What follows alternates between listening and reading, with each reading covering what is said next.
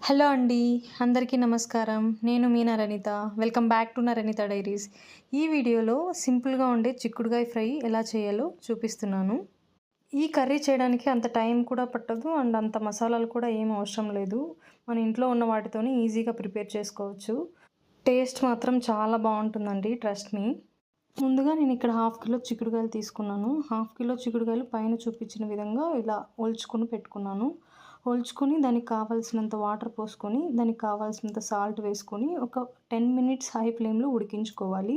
ఇవి చాలా త్వరగా ఉడికిపోతాయి. ఇవేం కుక్కర్‌కి వేయాల్సిన అవసరం కూడా లేదు. 10 మినిట్స్ హై ఫ్లేమ్‌లో ఉడికించుకుంటే సరిపోతుంది. సో, ఇవి ఇలా ఉడుకుతుండగా మనకు కావాల్సిన మన రాయలసీమ చెనిగ్గింజల పొడి ఎలా చేయాలో చూద్దామండి. ఈ చెనిగ్గింజల్ని ప్యాన్‌లో మీడియం ఫ్లేమ్‌లో రోస్ట్ చేసుకోవాలి, కొంచెం కలర్ చేంజ్ అయ్యేంత వరకు. ఇప్పుడు దానికి కావాల్సిన కారం, ఉప్పు, 2-3 వెల్లుల్లి రెబ్బలు కూడా వేసుకోవాలి. దాన్ని మంచి ఫైన్ పౌడర్ లాగా చేసుకోవాలి. సో, ఇప్పుడు ఆల్రెడీ ఉడకబెట్టుకొని చల్లారబెట్టుకున్న చిక్కుడుగాయని తీసుకొని వాటిలో ఉండే వాటర్ అంతా డ్రైన్ చేసుకోవాలి. వాటర్ అంతా పిండుకొని పక్కన పెట్టుకోవాలి. ఇప్పుడు పోపుకు కావాల్సిన పదార్థాలు వేసుకుందామండి. సో, ఇక్కడ ప్యాన్‌లో ఆయిల్ హీట్ చేసుకొని ఆవాలు, జీలకర్ర అండ్ కొత్తిమీర, కరివేపాకు అండ్ ఎర్రగడ్డలు కూడా వేసాను.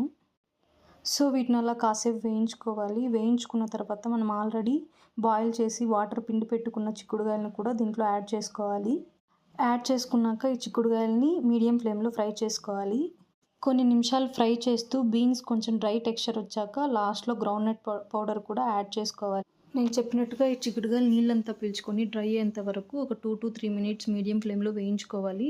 2-3 మినిట్స్ మీడియం ఫ్లేమ్‌లో వేయించుకున్న తర్వాత మనం ఆల్రెడీ ప్రిపేర్ చేసి పెట్టుకున్న గ్రౌండ్‌నట్ పౌడర్ కూడా ఇందులో యాడ్ చేసుకోవాలి. ఇక్కడ మళ్ళీ ఎక్స్ట్రా ఏం కారము, ఉప్పు నేను యాడ్ చేయలేదు. ఎందుకంటే గ్రౌండ్‌నట్ పౌడర్ ప్రిపేర్ చేసేటప్పుడే అక్కడే కారం, ఉప్పు అన్నీ యాడ్ చేసుకున్నాం కాబట్టి ఇక్కడ మనకి ఎంత కావాలో అంత చూసుకొని వేసుకొని ఒక 2-3 మినిట్స్ మళ్ళీ లో ఫ్లేమ్‌లో వేయించుకోవాలి. ఇలా 2-3 మినిట్స్ బాగా కలుపుకుంటే సూపర్ అరోమా వస్తుంది అండ్ ఫ్రై పర్ఫెక్ట్‌గా రెడీ అవుతుంది. అంతే అండి, మన టేస్టీగా ఉండే చిక్కుడుగాయ గ్రౌండ్‌నట్ ఫ్రై రెడీ. ఇది హాట్ రైస్‌తో గానీ, రోటీతో గానీ చాలా బాగుంటుంది.